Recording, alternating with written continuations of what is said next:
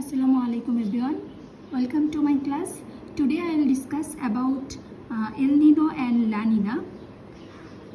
I think this topic is quite interesting and tough, but it will be easier when I discuss it. Let's start. Here we can see a figure. In this figure we can see that this one is South America and West Pacific Ocean, and this one is Australia, East Pacific Ocean. The water circulation contributes to normal weather conditions in the tropical Pacific Ocean, warm wet weather in the Western Pacific, and cool dry weather in the Eastern Pacific. And the water circulation reverses every few years, as part of a phenomenon called the El Nino. This term is called El Nino or Southern Oscillation. This process, when the water circulation weakens and the wind also weakens, and the warm water of the Western Pacific, here you can see warm water and here pressure high, Western Pacific spreads to the east. This condition is called El Nino. And during times when the water circulation is particularly strong, called La Nina, the winds are stronger across the Pacific. Then strong winds cause cooler ocean temperature because of upwelling in the Eastern Pacific. Well, El Nino and La Nina are different stages in a cyclic pattern of climatic turbulence, otherwise known by meteorologists as the Southern Oscillation. First noticed in 16th century by the fishermen on the Pacific coast of South America, these phenomena were not scientifically documented until the 1920s, when scientists noticed periodic occurrences every 3 or 7 years in the Eastern Pacific. Since the 1970s, through El Nino and La Nina have been occurring frequently and intensity.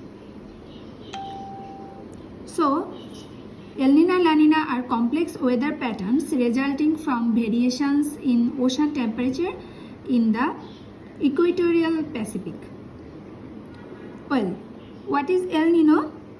El Nino means the little boy or cherished child in Spanish.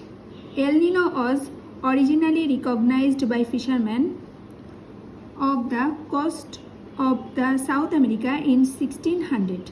With the appearance of unusual warm water in the Pacific Ocean.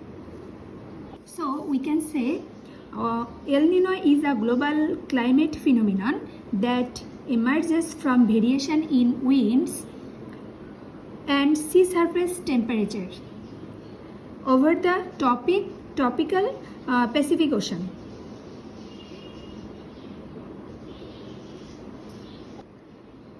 The warming phase of the sea surface temperature is known as El Nino, and the cooling phase, that is called La Nina. El Nino is associated with higher than normal year sea level pressure over Indonesia, Australia, and across the Indian Ocean to the Atlantic. And El Nino has roughly the reverse pattern.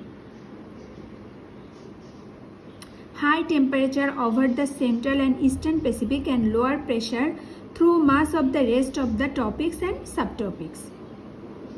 What are the effects of El Nino? Actually, typically it comes around every 5 years, and what usually happens is that warming in the oceans caused by the wind leads to diffusion of this warming all over the globe. It changes atmospheric pressure with consequence for rainfall, wind patterns, sea surface temperature. In Europe, it reduces the instance of hurricanes in the Atlantic. And the beginning of the El Nino system will be seen over North America in the preceding winter. Typically, they include mild winter temperature over western Canada and northwestern USA.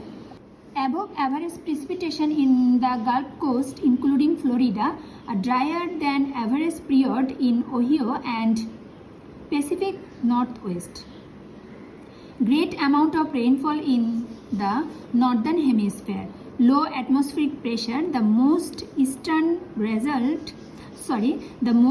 extreme results of the El Nino event have included flooding from equator to Gulf of Mexico.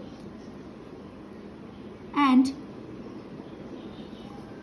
what are the impacts or effects of La Nina? In Europe, El Nino reduces the number of autumnal hurricanes, and it has less of an effect in Europe, but it does tend to lead to milder winters in northern Europe and colder winters in southern Europe.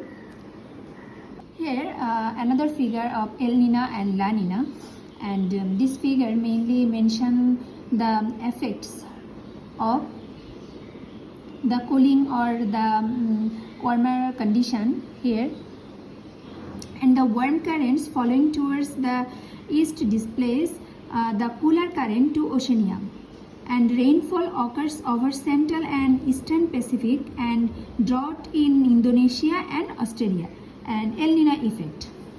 In terms of La Nina, currents contribute to form a warm pool in Oceania, increase rainfall in Asia and Australia, lower the temperature on the American coast, and increase aridity. If you want to say the differences between El Nino and La Nina, we can say El Nino usually warm ocean temperature in eastern Pacific, and in terms of La Nina usually cold ocean temperature in eastern Pacific. Usually more intense effect than El Nino, and usually follows El Nino but not always. El Nino causes drier weather on West Pacific seaboards and wetter humid weather in East Pacific, and in terms of La Nina causes wetter weather on West Pacific and drier weather in East Pacific. That's all about El Nino and La Nina. I think you guys understand this topic. Thank you.